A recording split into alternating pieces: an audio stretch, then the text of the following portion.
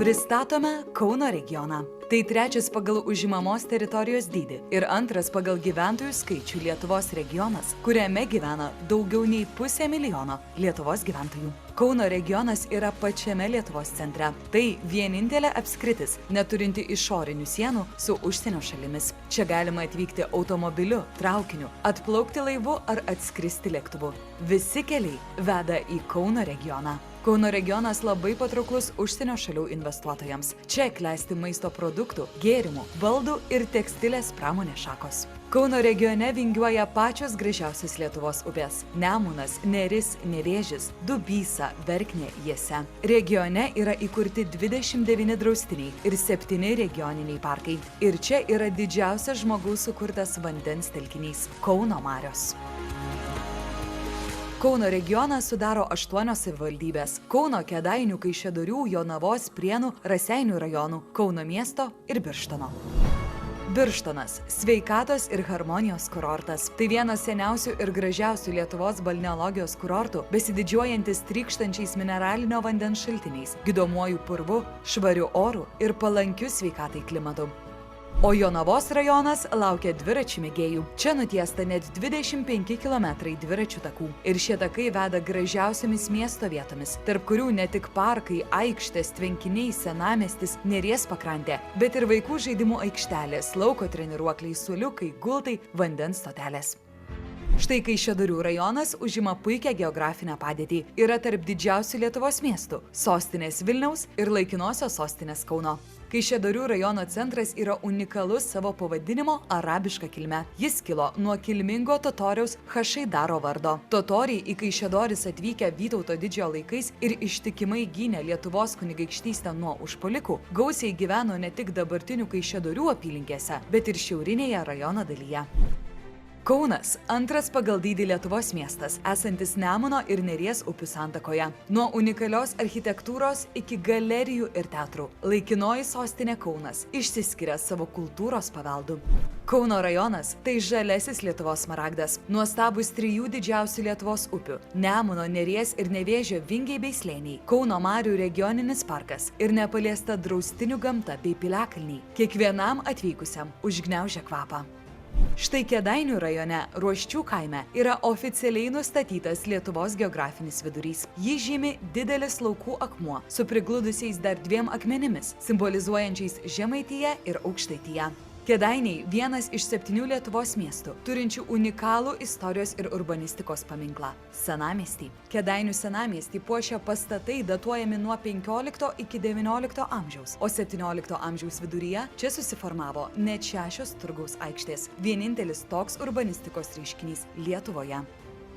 Prienų rajono centras – Prienų miestas. Didesnioji miesto dalis išsistačiusi kairiajame, mažesnioji – dešiniajame Nemuno upės krante. Nuo Prienų pasiekti Kauną galima plentu nuvažiavus 30 km, o Nemunu nuplaukus 80 km. Čia yra įkurtas Nemuno Kilpų regioninis parkas, o krašto aviaciją reprezentuoja Pociūnų aviaturizmo centras. Istorinę Prienų praeitį liudija išlikę kultūros paminklai. Vien tik archeologijos paminklų – piliakalnių, senkapių, pilkapių, mitologinių akmenų – čia suskaičiuojama beveik 100. Raseiniai – senoji Žemaitijos sostinė. Raseinių rajone yra svarbus dvasinis centras – Šiluva, dar kitaip vadinama Lietuvos Lurdu. Šiluvą išgarsino švenčiausiosios mergelės Marijos apsireiškimas 17 amžiaus pradžioje. Raseinių rajonas dar neretai vadinamas ir Dainų ir Maironio kraštu. Pagal Lietuvos dainiaus Maironio žodžius sukurtos dainos iki šiol čia skamba švenčių ir renginių metu. Taigi turbūt jau supratote, kodėl Kauno regionas yra vadinamas vienu nuostabiausių Lietuvos regionų. Vandens, žemės ir oro sporto pramogos, ramybės ieškotojams, nepaliesta gamtos oazė, kultūrinio paveldo klodai, pažintinės ekskursijos gražiausiais šalies takais ir unikalūs gamtos paminklai. Abejingų nepalieka ir kviečia sugrįžti vėl ir vėl. Labą dieną visiems susirinkusiems. Šiandien mūsų pristatymas apie Kauno regiono funkcinių zonų strategijos rengimą. Ir šios dienos tikslas yra pasiekti Kauno regiono gyventojus ir visuomenines organizacijas. Šis pristatymas yra skirtas plačiai visuomeniai susipažinti su procesais ir numatomais veiksmais, kurie planuojami Kauno regione. Pradžiai prisistatysim, kas mes čia dalyvaujam. Kauno regiono plėtros agentūra, atstovaujam abiejose su kolegė, aš Lina Misiukevičienė. Labą dieną, ir aš Daiva Kliušė. Tai norim pasisakyti, kad šios dienos procesas, pristatymo, diskusijos vyks tokia tvarka. Kaip matėt, parodėm senokai filmuotą filmuką apie Kauno regioną, susipažinot, prisiminėt, galbūt duomenys pasikeitę šiai dienai yra, bet vaizdai malonūs akiai.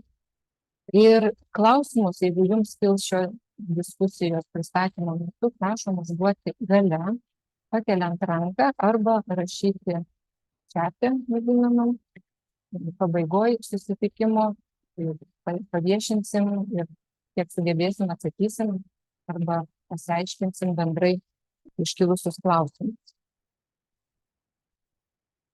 Tai pradžiai prisistatant apie agentūrą, kodėl mes čia jūs sukvietėm ir ką mes veikiam su ta strategija. Prašom, dėl. Taip. Pradedant strategiją, kad Kauno regiono funkcinė zonos strategija apima dvi sritis - turizmą ir neformalų švietimą. Šios dienos pristatymą padalinam į dvi dalis. Pirmoji bus turizmas, kadangi apima daugiausia numatomų veiksmų ir planuojamų projektų. Tai judant turizmo linkme, norim truputį pristatyti savo patirtį, ką mes veikiam ir kokių pasiekėm rezultatų.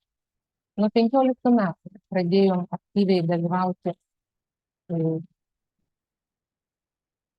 regiono turizmo gyvenime ir jungiam savivaldybės į bendrą vienetą ir parengėm 8 skonių pasą, kurį pristatėm 16 metų Adventur parodoje. 17 metais buvo pradėti žaidimai, magiškasis Kauno regiono 7-etas. 18 metais skyrėm 100-mečio regionui. 19 metais ėjom per pojūčius Kauno regione.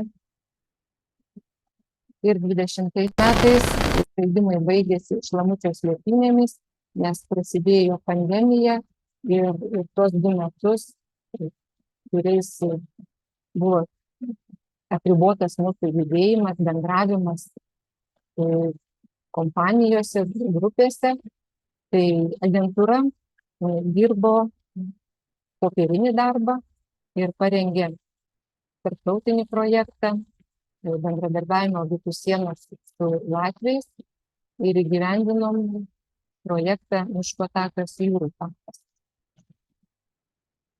22 metais, tai yra pernai, startavom su iniciatyva Kauno regionas pėsčiomis. Ir čia matot praėjusių metų žygiuose dalyvavusius dalyvius, kuriam rajone tiek žmonių pažygiavo maršrutus. Šiais metais rytoj vyksta priešpaskutinis žygis Jonavoj. Žygis vadinasi Pasimatymas su Jonava. Ir spalio 7 dieną uždarom šią iniciatyvą Birštone. Bus žygis Birštono savivaldybėje. Dar prie regioninių turizmo iniciatyvų dalyvavimas tarptautinėse parodose. Ir Lietuvoje, ir užsienyje pristatant Kauno regioną. Taip pat ruošiam leidinius ir juos platinam parodose, tiek lietuvių kalba, tiek lenkų, čekų, anglų, rusų kalba. Taip pat rengiam filmukus ir pristatymus Lenkijos televizijos laidose. Esam sukūrę socialiniam tinklui ir Facebook grupė Pažink Kauno regioną bei Instagramo grupiai. Taip pat be tokių iniciatyvų, kurias mes sugalvojom, buvo 2 regioniniai turizmo projektai, kurie apjungia po 3 savivaldybės. Kaip matot, trasų ir maršrutų, turistinių trasų ir maršrutų informacinės struktūros plėtra. Šitie projektai buvo sėkmingai parengti ir įgyvendinti savivaldybėse. Ir, kaip minėjau anksčiau, pandemijos laikotarpiu buvo parengtas ir įgyvendinamas miško maršrutų kūrimas Lietuvoje ir Latvijoje, Baltijos jūros pėsčiųjų maršrutų plėtra Lietuvoje. Kai kuriuose savivaldybėse galbūt praeinat ir matot parengtus mūsų stendus su savo ženkliukais, kurie išryškinta yra miško takas, tai yra europinis ilgo atstumo pėsčiųjų maršruto takas E11, kuris prasideda Olandijoje ir galima praeiti per Olandiją, Vokietiją, Lenkiją, Lietuvą, Latviją ir Estiją. Tai tokie mūsų regioniniai projektai, kurie suteikia mums patirtį dalyvauti regiono turizmo projektuose. Ir taip atsirado pasitikėjimas rengti funkcinę zonos strategiją, atsiprašau. Čia įdėta yra skaidrė iš regioninės plėtros įstatymo, kas tai yra funkcinė zona. Paprastai tariant, tai yra iškilusiai problemai išspręsti, pasirinkti sprendimą kelioms savivaldybėm, kurios yra kaimynės, mažiausiai 2 savivaldybės, kad galėtų spręsti bendrai problemą, o ne kiekviena atskirai ieškoti savo sprendimų. Truputėlis teorijos, kodėl funkcinės zonos formuojamos, nes toks yra reikalavimas šiame programavimo periode. Yra skiriami ES pinigai projektams pagal atskiras strategijas ir viena iš jų yra regioninė strategija, o kita strategija yra rengiama didžiųjų miestų su priemiesčiais. Tai mūsų regione Kauno miestas su Kauno rajonu rengia atskirą strategiją. Tokie principai yra įgyvendinant, laikomasi kokių principų, prisidedant prie efektyvesnio 2 arba daugiau savivaldybių funkcijų vykdymo ir taip pat, kad prisidedam prie prioriteto piliečiams artimesnė Lietuva.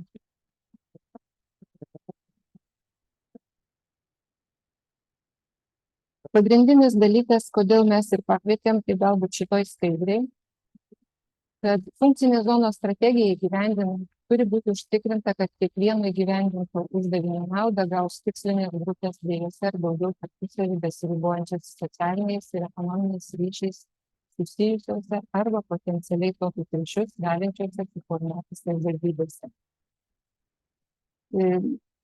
Mūsų dalyvavimas parodose Lietuvoje ypač ir priimant žaidėjus ir iniciatyvas, iškyla klausimas, kas yra Kauno regionas. Tai Kauno regionas ne vien tik Kauno miestas ir Kauno rajonas. Kaip matėt, Kauno regionas apima visas 8 savivaldybės, kurios yra mūsų steigėjai.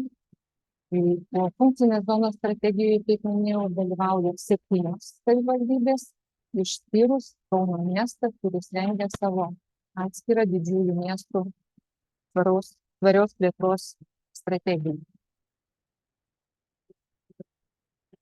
Bendras strategijos tikslas numatyta didinti regionų turistinį patrauklumą bei gerinti viešųjų paslaugų kokybę ir įvairovę. Tai, kad mes esam savo patys patrauklūs, yra gerai, bet kaip paviešinti ir pritraukti turistus, kurie norėtų atvykti, keliauti ir pasilikti Kauno regione. Tai čia yra mūsų didžiausias uždavinys ir pagrindinis strategijos tikslas - padidinti patrauklumą.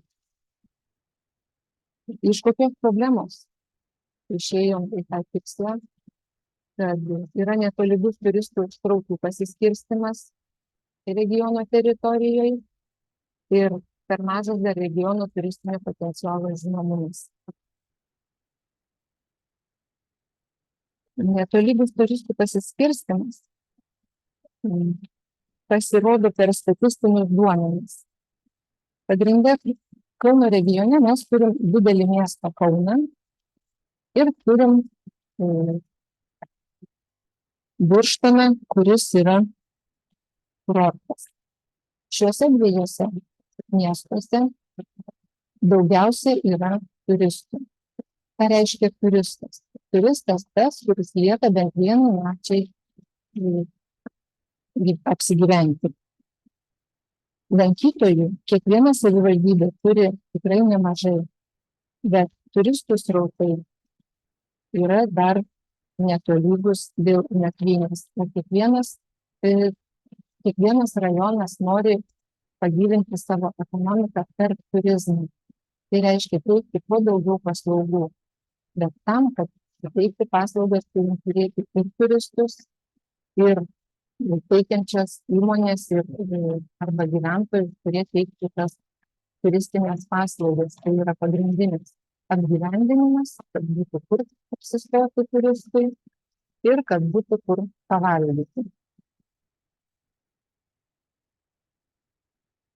Kokios priežastys turizmo strategijų išryškėjusios? Kad sektorius yra vystomas fragmentiškai ir neturim kompleksinio požiūrio bei šiuolaikiškos turizmo viešosios infrastruktūros. Turim daug gamtinių, kultūrinių objektų, bet priėjimas prie jų yra sunkus, sudėtingas. Arba iš vis nėra kaip prieiti, privažiuoti nei dviračiu, nei automobiliu, nekalbant apie tai, kad jau neįgaliesiems arba mamoms su vežimėliais nėra galimybės prieiti. Tai antras būtų, trūksta šiuolaikiškų ir inovatyvių sprendinių. Tai pritaikyti įvairiems lankytojams, kurie turi įvairią negalią, ne tik tai fizinę, bet ir judėjimo negalią, bet ir regos negalią. Taip pat reikalinga inovatyvių sprendimų. Taip pat trūksta aktyvaus bendradarbiavimo tarp regiono savivaldybių. Kaip minėjau anksčiau, matėt skaidriai, kad turim patirtį, bet visa tai buvo vystoma fragmentiškai, tai pagal atskiroms savivaldybėm teikiamas paslaugas turizmo srityje, bet niekada nebuvo vieningo matymo, kaip turėtų vystytis turizmas regione, kokie maršrutai galėtų būti vieningi, jungiantis daugiau savivaldybių ar mažiau į vieną maršrutą. Tai kaip minėjau, poreikiai, iš poreikių pagerinti pritaikymą turizmui, panaudojant universalaus dizaino elementus, taip pat užtikrinti tolygų ir vieningą pristatymą tiek parodose, tiek medijose, tiek socialiniuose tinkluose, kad ne tik tai agentūra savo dalyvavimu prisidėtų, bet ir kiekviena savivaldybė, kiekvienas turizmo informacijos centras ir kiekvienas regiono gyventojas vieningai suprastų, kas planuojama daryti, kas yra daroma ir ko mes siekiam tais įgyvendinamais turistiniais projektais, kokios naudos bendrai visam regionui, ne tik tai kažkokiai organizacijai vienai arba žmogui asmeniškai, bet visi, stiprindami vienas kitą, galim pasiekti gerų rezultatų. Ir čia dar kartą pasikartojom, kokios turim galimybės, kad tikrai turim gausius natūralius gamtos, kultūros ir rekreacijos išteklius, atvykstantis užsienio turistai žavisi tuo, bet trūksta prieigų, trūksta dar paprasčiausių tualetų arba paslaugų, kad būtų kur kavos išgerti, kad būtų kur galima apsistoti, apsigyventi, pavalgyti. Tai tokių vietovių trūksta, kad ir tai būtų mobilios paslaugos ar stacionarios, bet tai reikalinga, nes ne vienas projektas nebus gyvas, jeigu nebus paslaugų, o nebus paslaugų, tai nebus ir vartotojų, reiškia turistų srautas taip pat užsidaro. Lankytojų galbūt mes ir turėsim, bet turistų srautą tikrai tas nepadidins. Nedideli atstumai tai padeda pervažiuoti nuo vieno objekto prie kito, tai galim padėti sudaryti tam tikrus maršrutus ir per vieną dieną aplankyti daug turistinių objektų ar kultūrinių. Ir kad turim galimybę bendradarbiauti visi kartu. Šiuo metu tai naudojama yra Kauno regiono plėtros agentūros patirtis ir per Kauno regiono plėtros agentūrą jungti visus turizmo viešinimo projektus į vieną, pristatant vieningai Kauno regioną. Ir turizme nusistatė tokį tikslą, kad užtikrinti tolygesnį turistų srautų pasiskirstimą, kad ne vien tik tai Birštonas ir Kauno miestas priimtų, apgyvendintų turistus, bet kad ir kitose savivaldybėse, kaimiškosiose, mažosiose savivaldybėse įsitrauktų kaimo turizmo asociacija arba kaimo turizmo sodybos, ne vien tik tai organizuoti šventes ir balius, bet priimti ir pavienius turistus, sudaryti sąlygas jiems apsigyventi, apsistoti, tai tada turėsim rajone ir turistinį pakilimą. Ir per uždavinius praeinam, kad padidinti, pagerinti gamtos, kultūros ir rekreacijos išteklių panaudojimą ir pritaikymą turizmui, bei užtikrinti tolygų ir vieningą funkcinės zonos savivaldybių turistinio potencialo bei turizmo galimybių pristatymą tiek Lietuvos, tiek užsienio keliautojams. Ir čia kaip atlikta silpnybių, stiprybių, galimybių, grėsmių analizė, visa tai buvo išdėliota per galimybės ir poreikius, į tikslus išėjom. Ir kas yra planuojama mūsų funkcinės zonos strategijoje, turizmo dalyje, kokie veiksmai išskirti į 4 dalis išskirta, kad tai yra vandenų pritaikymas kaip gamtos, istorinių ir kultūrinių vietovių pritaikymas lankymui, gamtos objektų pritaikymas bei, kaip minėjau, vieningos rinkodaros sistemos sukūrimas ir viešinimas. Ir žodį perduodu kolegei Gailai, jinai pristatys, kas numatyta veiksmuose. Taip, tai aš jau kalbėsiu apie konkrečius veiksmus. Tai yra apie tai, ką savivaldybės planuoja padaryti. Kaip Lina minėjo, veiksmai yra sudėlioti į maršrutus. Tai visų pirma, kalbame apie vandenų maršrutą. Vandenų maršrutas, todėl kad jisai apima upes, tvenkinius, šaltinius. Tai visų pirma, pirmasis veiksmas, tai būtų Nemuno upės Birštone pritaikymas vandens turizmui ir pagrindinė veikla tai bus, kad įrengta įlaida, kitaip vadinamas slipas. Kitas veiksmas Birštono savivaldybėje bus Nemuno kilpų, tai arba taip pat Nemuno upės gamtinio paveldo pritaikymas. Ir čia bus įrengta parkavimo aikštelė bei privažiavimas prie Birštono apžvalgos bokšto. Toliau einame prie taip pat upių, tai yra Jonavos mieste Neries upės pritaikymas vandens turizmui. Čia bus įrengiama prieplauka, taip pat pėsčiųjų takas, mažoji infrastruktūra, apšvietimas. Ketvirtasis veiksmas, antrasis Jonavos savivaldybės veiksmas, tai bus Joninių pirmojo tvenkinio pritaikymas lankymui. Čia bus įrengtos atskiros zonos su skirtingomis funkcijomis skirtos turistams, taip pat bus išplėsti pėsčiųjų ir dviračių takai, įrengtos aikštelės vaikams, taip pat ir dviratininkams poilsio aikštelės pėstiesiems. Taip pat bus įrengti laipteliai, pontoninis tiltelis.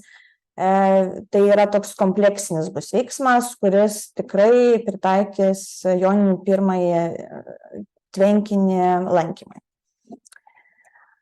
Dar vienas veiksmas, tai yra prieplauka arba mažųjų laivų uostas Kačerginėje, tai yra taip pat Nemuno upės pritaikymas lankymui. Čia kaip ir Birštone bus įrengiamas slipas mažųjų laivų nuleidimui. Dar vienas veiksmas, tai Prienų mieste Šaltinių ir Revuonos upelio pritaikymas lankymui. Prienų mieste yra net keletą šaltinių, tačiau kol kas jie yra daugiau žinomi vietiniams gyventojams, tai yra tikslas padaryti juos prieinamus ir žinomus turistams ir lankytojams iš kitų Lietuvos vietų.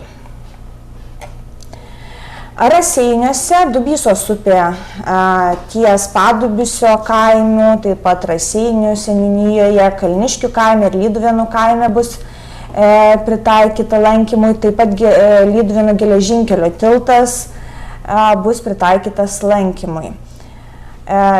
Čia veiklos bus numatytos, tai yra poilsiaviečių pagrinde įrengimas su mažąja architektūra, grilio vietomis, stoginėmis. Taip pat bus įrengta prie Dubysos upės apžvalgos aikštelė regykla. Ir ši aikštelė bus įrengta prie Lyduvėnų geležinkelio tilto, kuris yra virš Dubysos upės. Taip pat reikia pažymėti, kad visos tos poilsio vietos, taip pat ir regykla, bus įrengta Europos ilgų atstumų pėsčiųjų maršruto miško takas atkarpoje Dubysos regioniniame parke. Antrasis maršrutas, tai yra istorinės atminties maršrutas ir jį yra įtraukti kultūros bei kultūros paveldo objektai. Tai pirmasis veiksmas būtų istorinio Vytauto parko Birštone pritaikymas lankymui. Čia bus įrengtos istorinės alėjos, įrengtos pritaikant pagal universalaus dizaino principus, kad būtų prieinamos visiems. Taip pat apšviestos alėjos, informaciniai stendai, rodyklės įrengiamos. Taip pat ketinama atidengti parke esantį istorinį mineralinį vandens šaltinį ir jį pritaikyti lankymui. Kadangi istorinis Vytauto parkas yra pačioje Birštono širdyje, šalia jo yra daug kitų objektų lankytinų, tai ir Vytauto parkas, taip pat ir Kneipo sodas, tai iš tikrųjų labai, kaip sakyt, padidins lankytojų lankomų lankytojų srautus.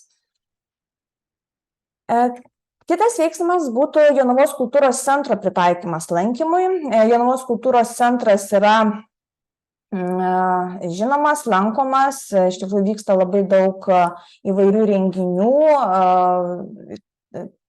tiek rajoninių, tiek ir valstybinio.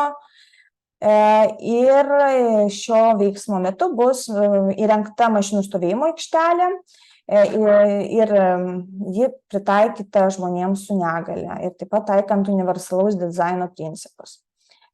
Skarulių Šventos Onos bažnyčios pritaikymas lankymui, tai visų pirma bus nutiesta, sutvarkyta atkarpa Pramonės gatvės iki bažnyčios, taip pat bus įrengiamas dviračių pėsčiųjų takas, automobilių stovėjimo aikštelė, taip pat viskas bus projektuojama pritaikant žmonėms su negalia ir taikant universalaus dizaino principus. Žiežmarių sinagogos Kaišiadorių rajone pritaikymas lankymui, tai konkrečiai automobilių stovėjimo aikštelės prie sinagogos bei privažiavimo kelio rengimas. Taip pat Tado Ivanausko Bielinės sodybos Kauno rajone pritaikymas lankymui, tai bus apžvalgos aikštelė įrengiama, stoginė, tualetas, mažosios architektūros elementai, apšvietimas ir taip pat automobilių stovėjimo aikštelė. Kėdainių liuteronų evangelikų bažnyčios pritaikymas lankymui, tai čia planuojama įrengti geriamojo vandens kolonėlę ir šalto rūko generatorių, kadangi bažnyčia yra senamiestyje ir nėra daug medžių tenai, tai karštų sezonų, vasaros sezonų iš tikrųjų reikia šių įrenginių. Tokios pat veiklos yra numatomos prie sinagogų komplekso Kėdainių mieste, tai yra geriamo vandens kolonėlė ir šalto rūko generatorius senosios rinkos aikštėje, būtent prie sinagogų komplekso. Kitas Kėdainių rajono savivaldybės veiksmas, tai yra senojo uosto prie Nevėžio upės pritaikymas lankymui ir čia numatyta įrengti mažosios infrastruktūros elementus. Dar vienas Kėdainių rajono savivaldybės veiksmas, tai yra Kėdainių senamiesčio Janušavos aikštės pritaikymas lankymui.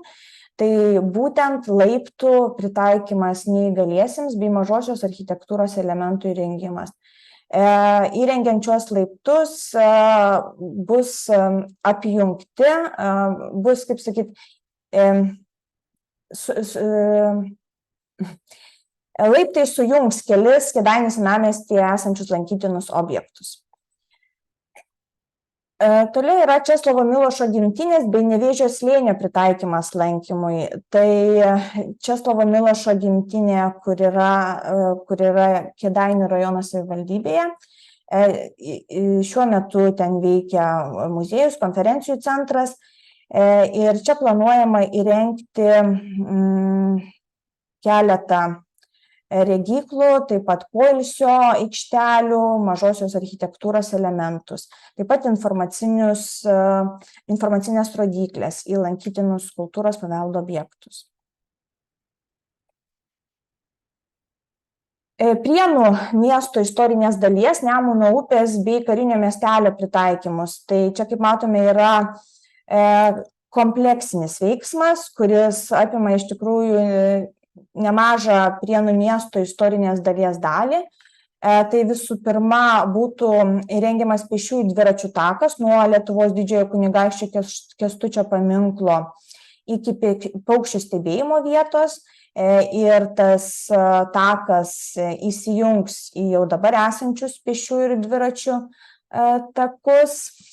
Ir tokiu būdu bus sudaryta galimybė aplankyti svarbiausius istorinius, kultūrinius, gamtinius objektus Prienų mieste. Taip pat bus pritaikytas lankymui karinis miestelis Prienų mieste, įrengiant automobilių stovėjimo aikštelę, mažosios architektūros elementus. Ir šalia šio objekto taip pat yra dviračių pėsčiųjų takas. Dėl to šis objektas taip pat įsijungs į būtent prieš tai minėtą taką ir visą pėsčiųjų dviratininkų takų tinklą Prienų mieste. Dar vienas veiksmas Prienų rajono savivaldybėje, tai Balbieriškio dvaro parko pritaikymas lankymui.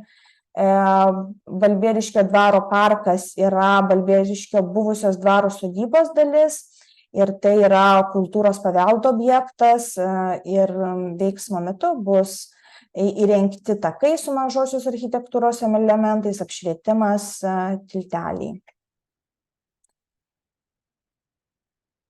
Keliamės į Raseinių rajono savivaldybę ir čia pirmasis veiksmas yra Betygalos miestelio istorinės dalies, Dubysos upės ir Ugenių Švenčiausios Mergelės Marijos ėmimo į dangų bažnyčios pritaikymas lankymui. Tai čia taip pat yra toks kompleksinis veiksmas, kurio metu Betygalos miestelis, taip pat Dubysos upės Betygala ir Ugenių bažnyčia bus pritaikytos lankymui. Tai bus įrengtos atokvėpio vietos prie Dubysos upės, taip pat bus įrengta automobilių stovėjimo aikštelė Betygaloje, pėsčiųjų takai, mažoji architektūra. Ir taip pat bus įrengtas kabantis tiltas per Dubysos upę ir būtent šitas tiltas veda link Ugenių Švenčiausios Mergelės Marijos į dangų ėmimo bažnyčios. Kitas taip pat kompleksinis veiksmas, tai yra Dainų slėnio, vėlgi Dubysos upės ir Ariogalos žydų žudynių ir užkasimo vietos pritaikymas lankymui. Tai čia Dainų slėnyje Ariogaloje bus įrengta automobilių stovėjimo aikštelė, tualetas, žaidimo aikštelės, įrengtas teritorijos apšvietimas, taip pat pontoninė prieplauka, mažosios architektūros elementai bei kabantis tiltas. Taip pat Dubysos upės ir taip pat Ariogalos žydų žudynių ir užkasimo vietos pritaikymas lankymui. Tai bus nutiestas pėsčiųjų dviračių takas, autonomiškai veikiantis apšvietimas, poilsiavietės, vaikų žaidimo zonos, taip pat dviračių parkavimo vietos bei mažosios architektūros elementai. Dar vienas kompleksinis veiksmas Šiluvos miestelio istorinės dalies bei Švenčiausiosios Mergelės Marijos gimimo bazilikos komplekso pritaikymas lankymui. Šiame veiksme bus įrengtos net 4 aikštelės Šiluvos mieste, viena prie Jono Pauliaus II nusileidimo aikštelės, tai čia bus įrengta ir stoginė, ir tualetas, ir lauko apšvietimas, lauko stalai su suoliukais, dviračių stovais, šiukšliadėžės, autonomiškai veikianti telefonų krovimo stotelė.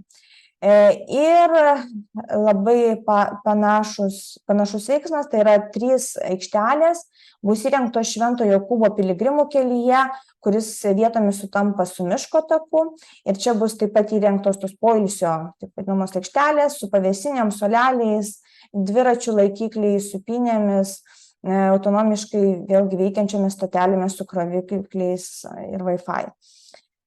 Tai bus, kaip minėjau, 3 tokios aikštelės prieš įvažiavimą į Šiluvą piligrimų kelio pradžioje, taip pat Šiluvos miestelyje vykstant link Tytuvėnų, ir taip pat bus įrengta regykla į Švenčiausios Mergelės Marijos gimimo baziliką. Taip pat geram pasiekiamumui iki regyklos bus nutiesti takai link jos ir mažosios architektūros elementai. Be to, Jono Mačiulio Maironio gimtinės Raseinių rajone pritaikymas lankymui, čia bus įrengta mažoji architektūra, taip pat pėsčiųjų takas, kuris yra skirtas tiesiogiai patekti į poeto gimtinės vietą. Taip pat bus pastatytas tiltelis per Sandravą, kuris taip pat skirtas patogiam pasiekimui gimtinės. Taip pat informaciniai ženklai, nuorodos, stendai, dviračių stovai. Dar vienas kompleksinis veiksmas Raseinių mieste, tai paminklo Žemaitis ir Smetonos ąžuolo pritaikymas lankymui bei turizmo vartų į Kauno regioną įrengimas. Tai čia centrinė miesto aikštėje esančio paminklo Žemaitis, Smetonos sodinto ąžuolo ir pačio Raseinių miesto pritaikymas lankymui visiems. Tai bus planuojama rekonstruoti aikštę, atveriant dalį senosios aikštės, taip pat buvusių statinių ir virš jų pastatant lengvų konstrukcijų stiklinį statinį, kuriame bus teikiamos turistų informavimo paslaugos tiek apie Raseinius, tiek apie visą Kauno regioną ir turistinį regiono maršrutą. Taip pat ketinama atnaujinti želdynus, rengti apšvietimą, mažą architektūrą bei rengti turistinių autobusų sustojimo aikštelę lankytojų grupėms. Trečiasis maršrutas tai yra gamtos maršrutas, į kurį patenka piliakalniai, parkai ir visi kiti gamtiniai objektai. Taigi, piliakalniai. Jonavos rajono savivaldybėje planuojama pritaikyti lankymui 3 piliakalnius, Laukagalių, Lokės ir Gudžionių piliakalnius. Tai bus įrengiamos dviračių tako atkarpos, kurios įjungs šį piliakalnį, Laukagalių piliakalnį, į dviračių tinklą esantį Jonavos mieste. Lygiai tas pats bus padaryta ir su Lokenėlių bei Gudžionių piliakalniais, tai yra bus įrengtos dviračių tako atkarpos. Taip pat bus dviratininkų tiltas per Lokės upelį įrengiamas ir 2 poilsio aikštelės su apšvietimu, mažosios architektūros elementais, taip pat su stacionariomis geriamo vandens kolonėlėmis. Jonavos miesto Joninių slėnio pritaikymas lankymui, tai čia taip pat tam, kad būtų geresnis Joninių slėnio pasiekiamumas ir lankomumas, planuojama praplėsti dviračių ir pėsčiųjų takus bei rekonstruoti ir įrengti naujas stovėjimo aikšteles. Tai yra numatoma įrengti 2 daugiafunkcinės automobilių stovėjimo aikšteles, taip pat sutvarkyti takus, įrengti naujas pėsčiųjų dviratininkų judėjimo jungtis. Tai viena aikštelė bus 19 stovėjimo vietų, kita aikštelė bus 72 stovėjimo vietų.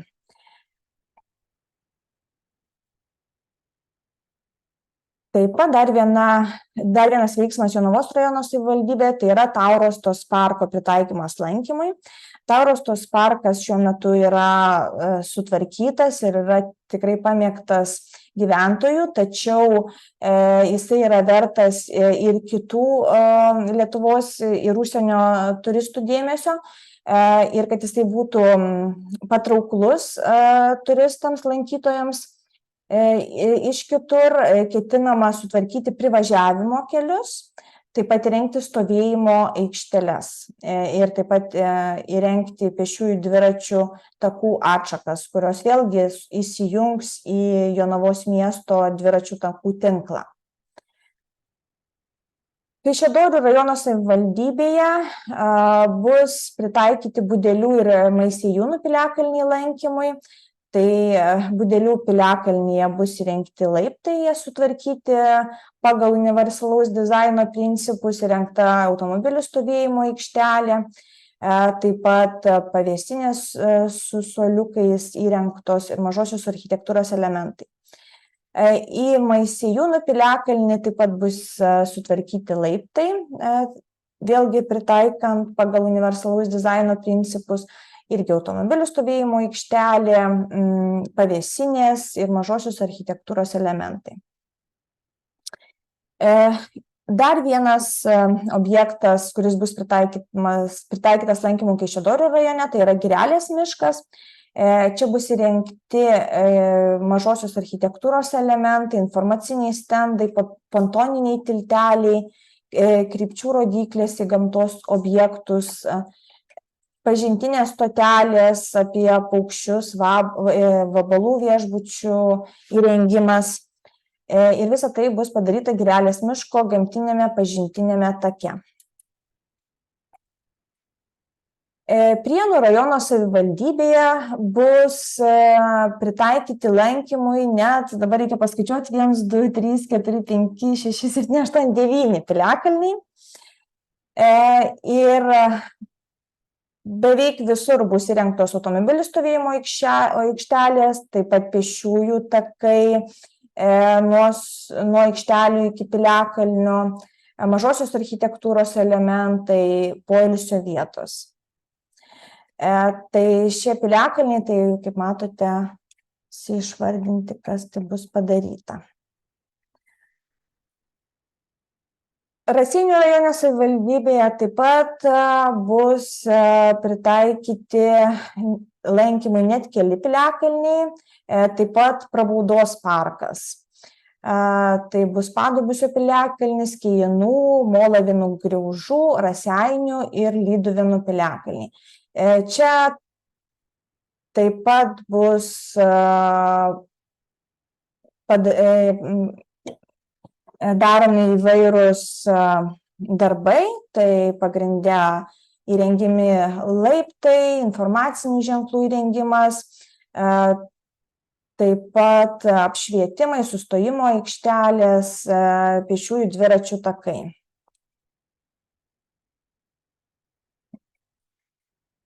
Taigi maršrutai pasibaigė ir dabar vienas yra bendri planuojami veiksmai, kurie yra planuojami visos savivaldybės, visos 7 savivaldybės vykdys šios veiksmus. Tai yra bendrų regiono turizmo skatinimo priemonių sistemos sukūrimas Kauno regione. Tai kokie veiksmai yra planuojami, tai yra tyrimai skirti tikslinės grupės identifikavimui, galutinio vartotojo pasiekiamumo priemonių nustatymui. Taip pat bus įrengti turistų srautų skaičiavimo prietaisai, įsigyta programinė įranga tų prietaisų duomenų apdorojimui. Taip pat ketinama parengti viešinimo maršruto, Kauno regiono maršruto viešinimo metodinę medžiagą. Planuojama sukurti internetinę svetainę ir mobilią aplikaciją, kurios bus skirtos bendrų turizmo maršruto paklausos skatinimui ir valdymui. Ir be abejo bus sukurta komunikacijos ir rinkodaros strategija, kurios bus skirtos Kauno regiono patirtinio maršruto pristatymui vietinėje ir tarptautinėje rinkose. Tai aš tada perduodu žodį. Dėkoju kolegijai Gailai. Ir kaip girdėjote ir matėte ekrane, iš tikrųjų labai daug turizmo projektų planuojama įgyvendinti, rengti Kauno regione.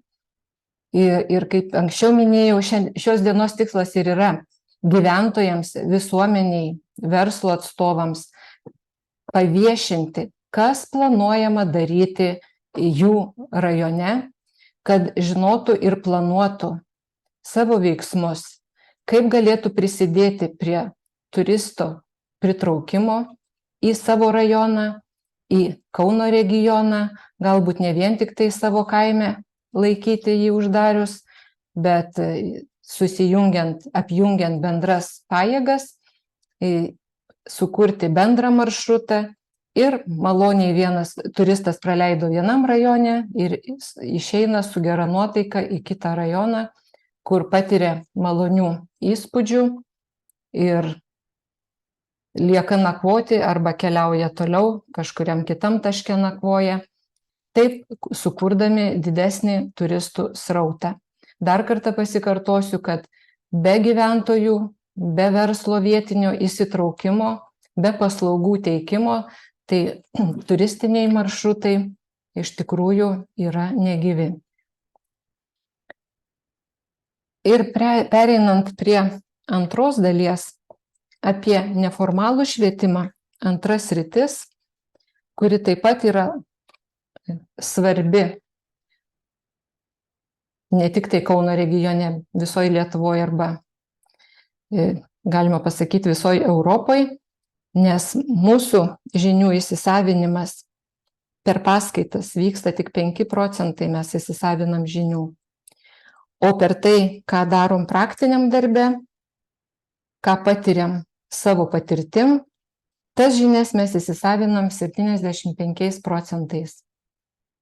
Tai vaikams ir jaunimui suteikti galimybę dalyvauti aktyviau STEAM ugdymo būdo plėtroj, kai yra ugdomas kritinis mąstymas ir mokoma priimti problemų sprendimo, ieškoti problemų sprendimo priėmimo būdų. Neformalus švietimas čia mums ateina į pagalbą. Ir Kauno regiono savivaldybės bendraudamos su švietimo ir mokyklų bendruomenėmis išskyrė keletą problemų, kas yra ir kodėl mes įtraukiam šitą neformalų švietimą į strategiją. Nes paslaugos yra sukoncentruotos rajonų centruose arba Kauno mieste. Jeigu yra platesnis pasiskirstimas arba dalinimasis paslaugomis, negalimas, nes neturima tinkama infrastruktūra.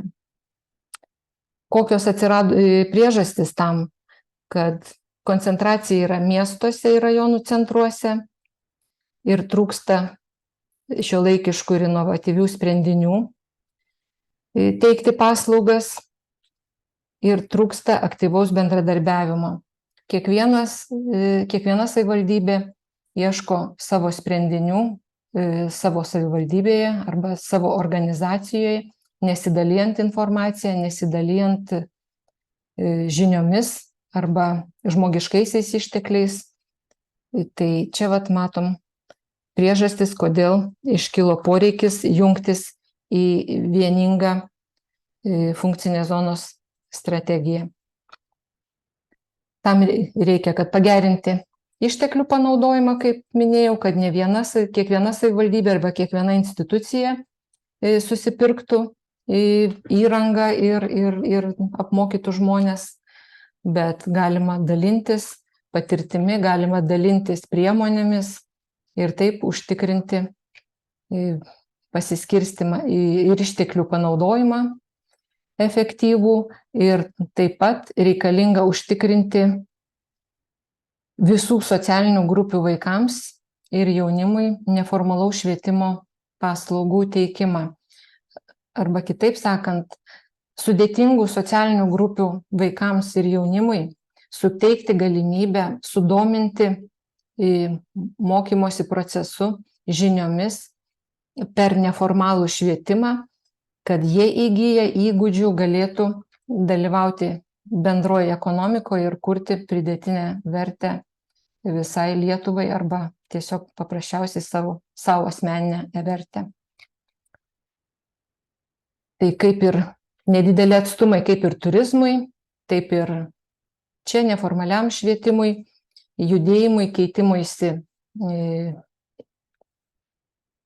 medžiagomis, informacija nėra tikrai sudėtinga.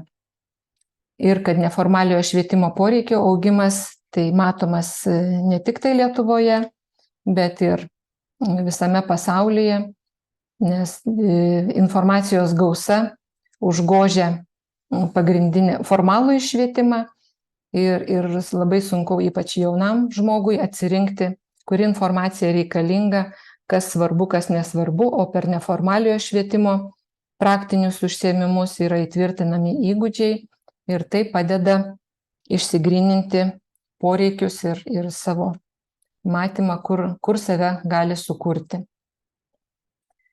Tai tikslas gerinti paslaugų kokybę ir įvairovę ir kokie uždaviniai, kad išteklių panaudojimą pagerinti efektyviai, kad būtų naudojamos lėšos, tiek žmogiškieji, tiek pinigai ir daiktai, tiek užtikrinti tolygų paslaugų teikimą. Čia, kaip matom, kokios silpnybės ir stiprybės turim regione. Tai, kaip ir minėjau, netolygus pasiskirstimas ir trūksta infrastruktūros. Patrauklus demografiniai rodikliai, regionas atrodom, lyginant su Lietuva, pakankamai gražiai, jaunimo ir vaikų pakankamai turim kol kas ir turim bendradarbiavimo patirtį tarp savivaldybių.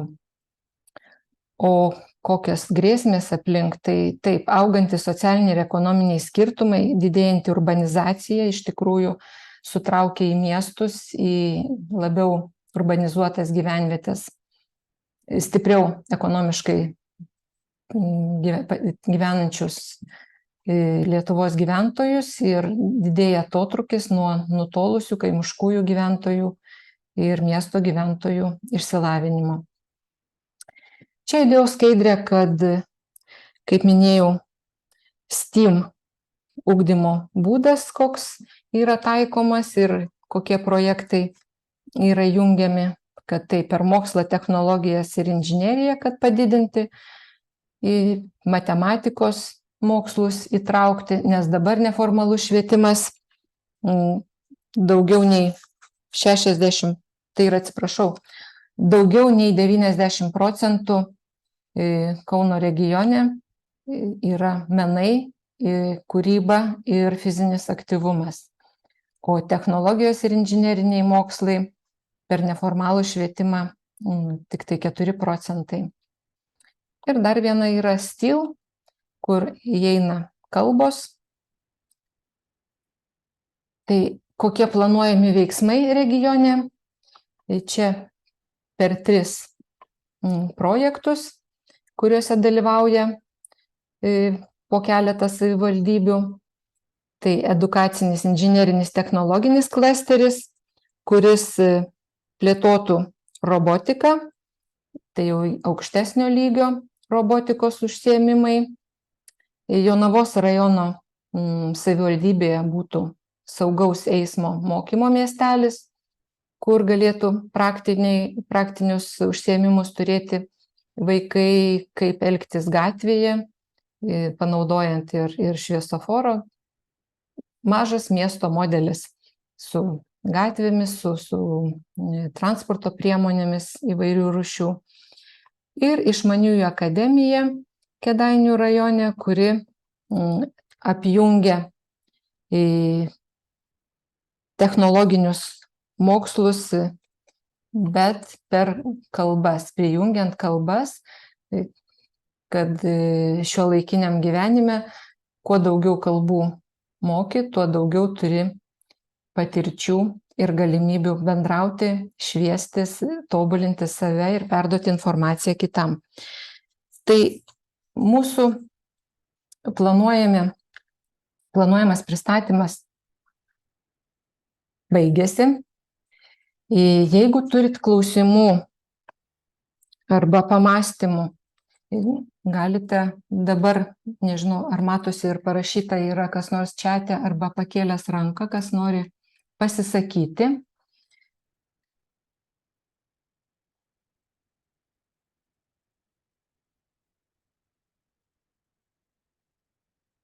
O verslo atstovai, kurie šiandien dalyvauja, klausosi, kiekvienas, manau, išgirdo savo rajono planuojamus projektus funkcinėje zonos strategijoje ir iškėlė savo galbūt tikslą dalyvauti su verslo iniciatyva, teikti kažkokias paslaugas.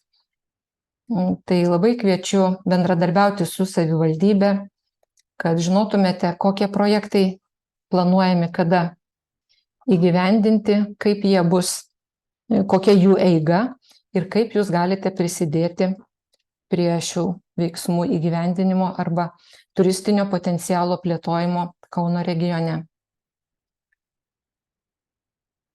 Taip, klausimų. Neturime. Taip, klausimų neturime parašytų rankų, taip pat neturime pakeltų. Tai kaip matėt, paskutiniai skaidriai mes iki spalio 7 dienos laukiam jūsų pasiūlymų, galbūt kažkokie klausimai ar pamastymai ne per pristatymo jums iškils, galbūt su draugais, kolegom pasišnekėsit.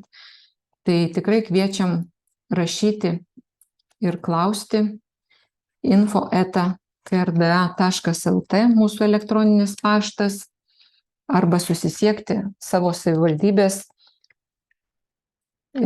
turizmo informacijos centru. Tikrai jums suteiks informaciją ir nukreips ten, kad pagelbėtų jums įgyvendinti verslo idėjas arba turistinės kažkokias tai idėjas ar neformalaus švietimo idėjas, ką jūs matot, kur jūs matot, kaip galėtumėt prisidėti savo darbu, žiniomis ir gebėjimais. Tai jeigu mes neturim klausimų, tada dėkoju visiems už dalyvavimą, kad jūs tokią gražią penktadienio popietę skyrėte Kauno regionui ir funkcinės zonos strategijos pristatymui. Linkiu gražaus savaitgalio, šilto ir kviečiu į Jonavą pasimatyti su Jonava. Ryt pradedam žygiuoti 10 valandą. Viso gero. Viso geriausio.